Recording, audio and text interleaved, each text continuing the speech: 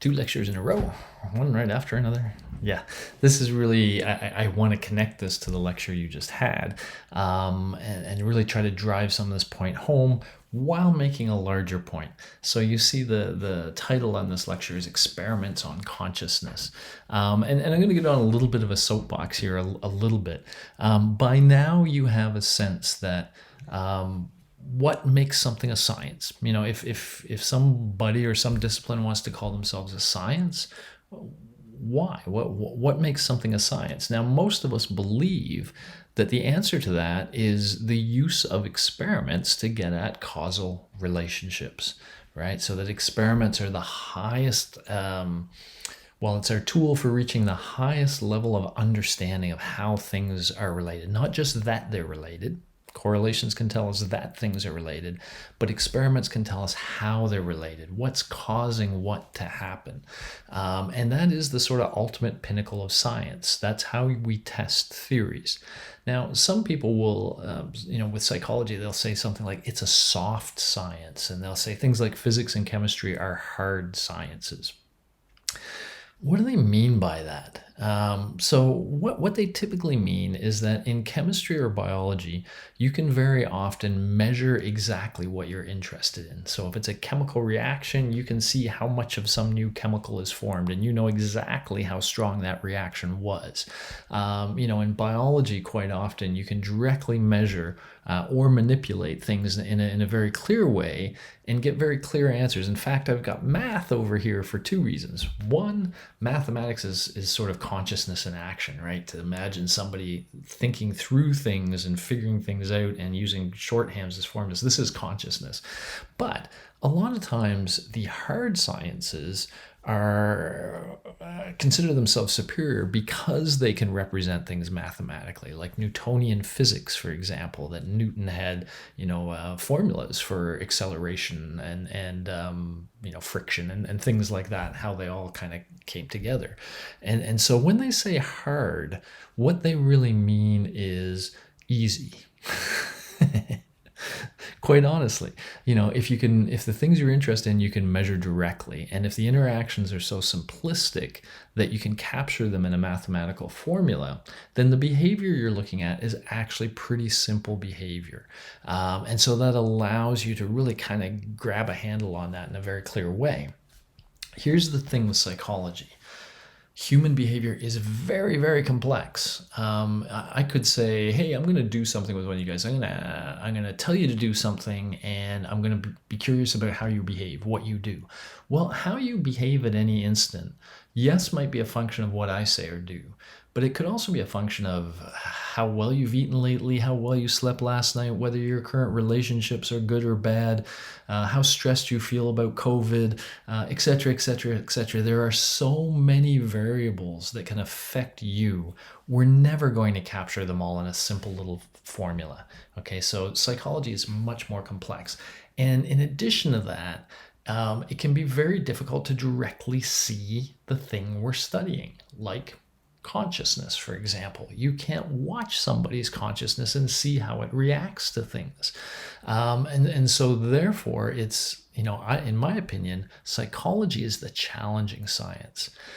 Because for psychology, you often have to, in order to understand something, you have to kind of look at the effects it leaves behind because you can't see it directly. And you have to come up with very clever experiments to be able to learn anything valuable. And in order to do that, you have to be a very clever researcher. So, what I say to all of you guys is if you want, if you like research and you like science and you want to be a scientist, if you want to go the easy route, go with chemistry or physics or biology. Go take the easy sciences. If you want a challenge, then psychology is for you, because psychology is truly the more challenging of the sciences. So I want to make that case, but I also, I already did make that case, but I also want to show you that it's challenging, but it's doable. And so I'm going to give you a couple of examples of some of the research that people have done. And one of them you already know. I just want to tie it into what you've seen and show you how it all connects. And especially with Peer Scholar, we're talking theory and hypothesis and experiments and So I want to drive that stuff home a little bit by talking about it in the context of consciousness. All right, so let's start here, and you're going to see this slide repeatedly. And it's the slide, of course, that I talked about in the previous lecture, where we now are kind of thinking of our brain or our cognitive processing as kind of having two different types. Some of the processing is done in our conscious mind, and that can lead to strategic behaviors or acts of will. Some of the processing is done in the unconscious mind, and that can lead to habitual responding, but it also biases the conscious mind. So I want to come back to that point. I gave you a promise, and we'll get to that by the end of this lecture. But what I want to do is just start with this and give you a sense of how this is essentially a theory now, correct? And remember that Stroop experiment I told you about? Let's go here. In the last lecture, we now have this sort of theoretical framework. And in fact, we started with that theoretical framework when we did the experiment. In fact, here's what we believed, that the unconscious mind had learned to read. And when you present words, the unconscious mind, because of unconscious habits, just seeing the word will be enough to trigger a reading process, which is unconscious. It happens without your awareness, and it generates a sound, the sound of that word. So if it was R-E-D, in your mind would pop red. That would be pushing to get into your mind, the word red, into your conscious mind from your unconscious, because that's sort of what the unconscious is seeing. Okay.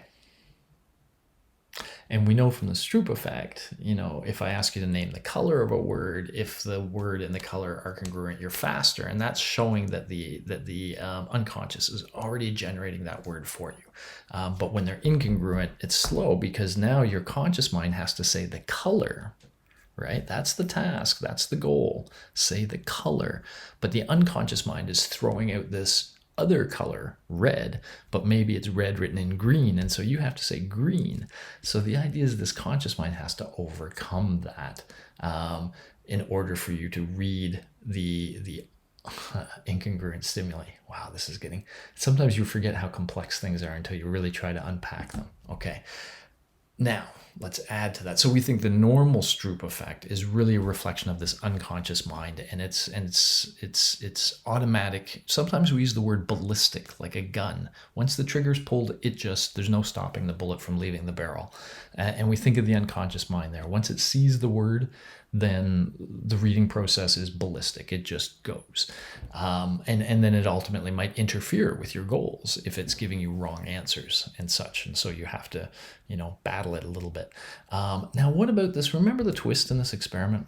We told people up here, 80% of the trials, the color will be opposite. So they will see red. Now, let's get theoretical now. Here's the mix from the theory to the hypothesis, and we're going to have a couple of hypotheses here. What we're going to say is, hey, if this is presented so quickly that the conscious mind can't see it, the unconscious can, but the conscious can't, then seeing these letters will bring to mind red. That will be in your mind, and you're not going to change anything, because that's... You didn't see it anyway, right? Your conscious mind didn't see it. So red gets what we call primed by the unconscious mind. And now this comes up and we have to say green, but we have red in our mind, right? And so that makes us really slow on the incongruent trials. Let me jump ahead. On the subliminal, slower on the incongruent trials, okay? But if you can see the word, and if you know that usually the patch will be the opposite, now the claim is your conscious mind saw the word. And if your conscious mind sees the word, your conscious mind can use strategies and goals, right? That's the theory. And we've given them a good reason to use a strategy here. We basically said, hey, if you see it's one word, you should expect the opposite, because 80% of the time it will be the opposite. And so the conscious mind can do that. And so what we're claiming is, hey, as soon as you make this information available to the conscious mind, it will now see the word red. And yes, you will have primed the word red too, but your conscious mind will say, oh, that was red, so now expect green.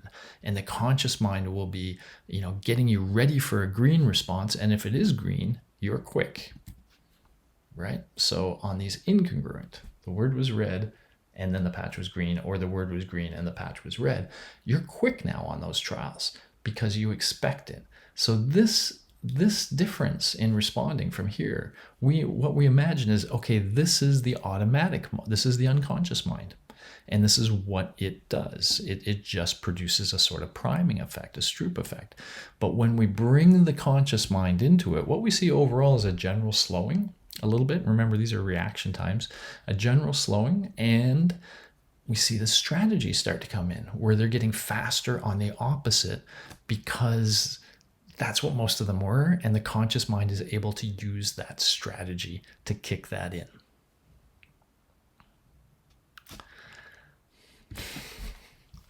So notice, this diagram and is we think we're starting to understand the interaction between conscious and unconscious cognition, and we have these views that the conscious mind is associated with strategies and such.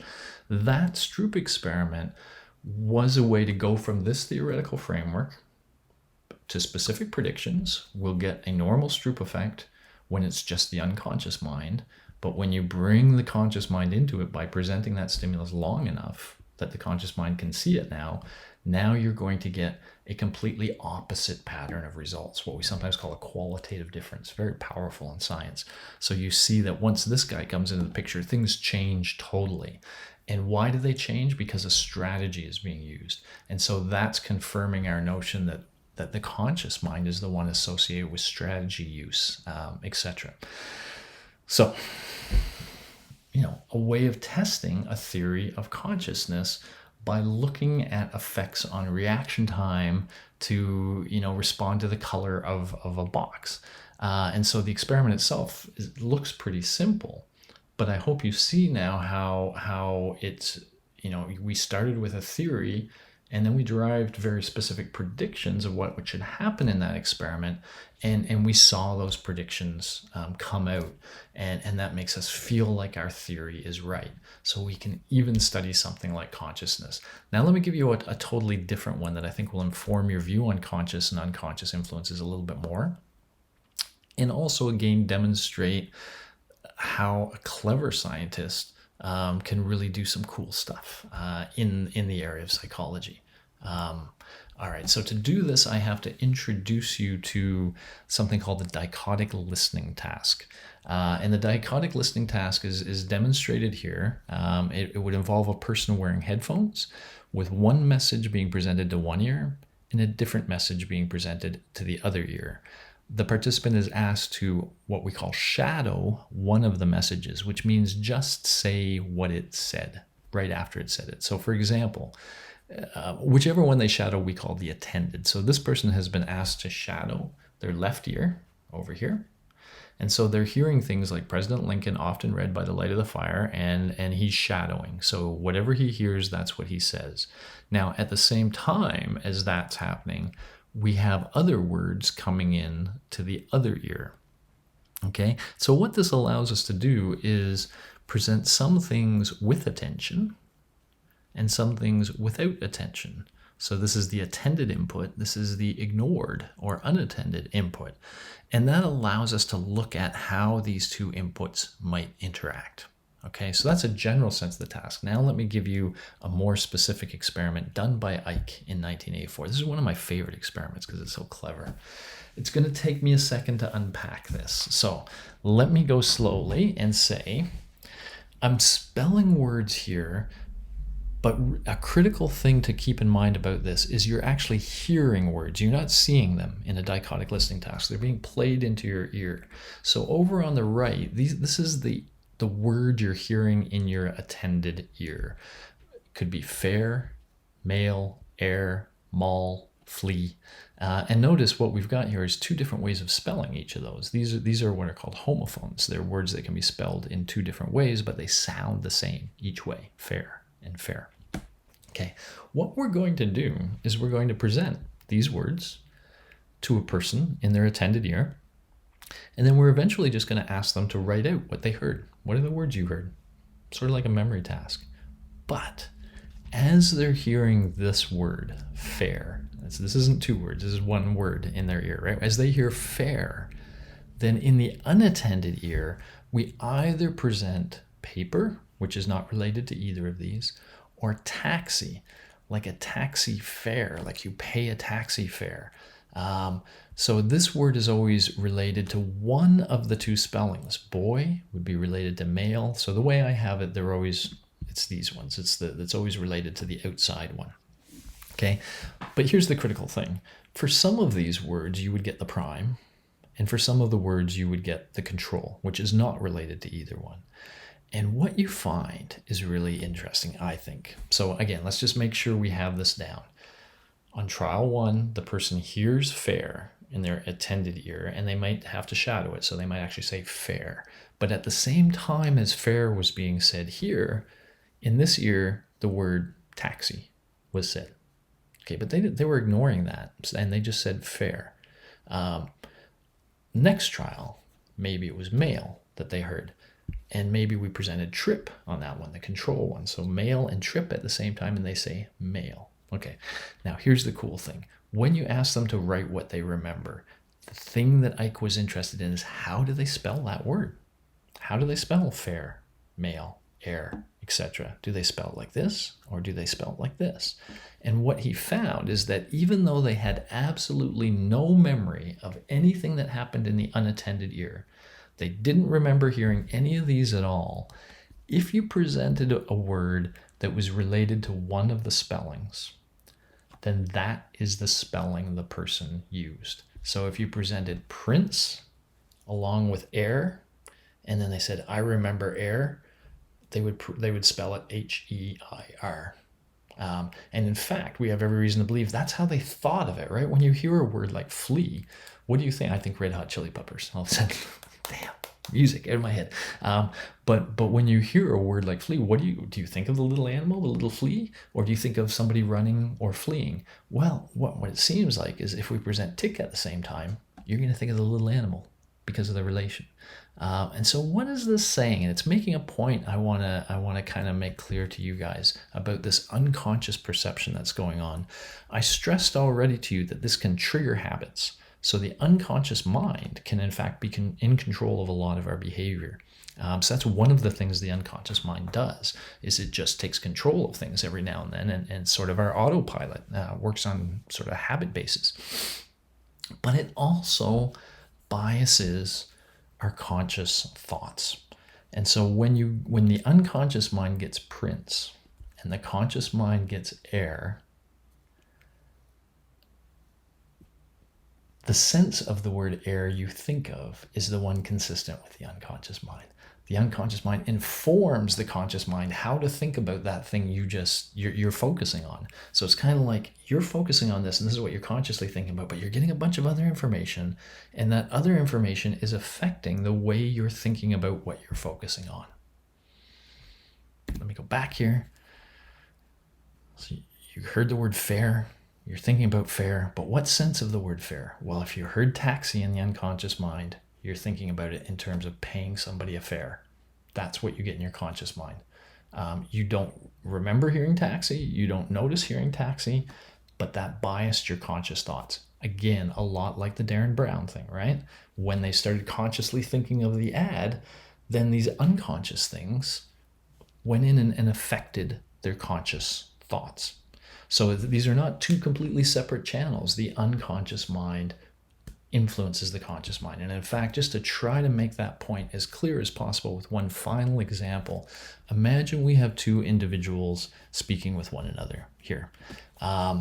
When we speak, there are the words, and that's what we're thinking, that's what we're hearing, and that's what's going on in our conscious mind. But there's also all of the nonverbal behavior that person's giving off. and our unconscious processes are analyzing that nonverbal behavior. And that nonverbal behavior is telling us things like, how passionate is the person about what they're talking about? Does it feel like they're being honest? How knowledgeable? Does it really feel like they're bringing a lot of knowledge, or are they bullcrapping us? Do we have a sense they're just sort of making stuff up and acting like they know what they're talking about, but they don't really know what they're talking about? When you don't know what you're talking about, you talk a little differently than when you really know what you're talking about. And we might not all sense that. We might not say, oh, you seem to be, you're sighing a lot in between whatever, or exhaling at these certain points, or your shoulders go down, or your brow furrows, and that tells me you don't really know what you're talking about. We don't consciously see any of that, but we see it, and it affects the way we think about the words we're hearing. Do we believe what you're saying? Do we trust you? Do we like you? A lot of that comes off in the nonverbals, which is processed by the unconscious mind, but then informs the way the conscious mind is thinking about the event. That is the complex interaction that's going on. And I hope, what those experiments have demonstrated to you is you can try to get at and document some of this stuff about consciousness, even though you can never see it directly. But if you have a good theory of how things work, and you can derive predictions from that theory, and your data ends up supporting those predictions, then you end up learning about something even as mysterious as consciousness. The closest thing we can come to a soul, perhaps, we can actually try to understand scientifically.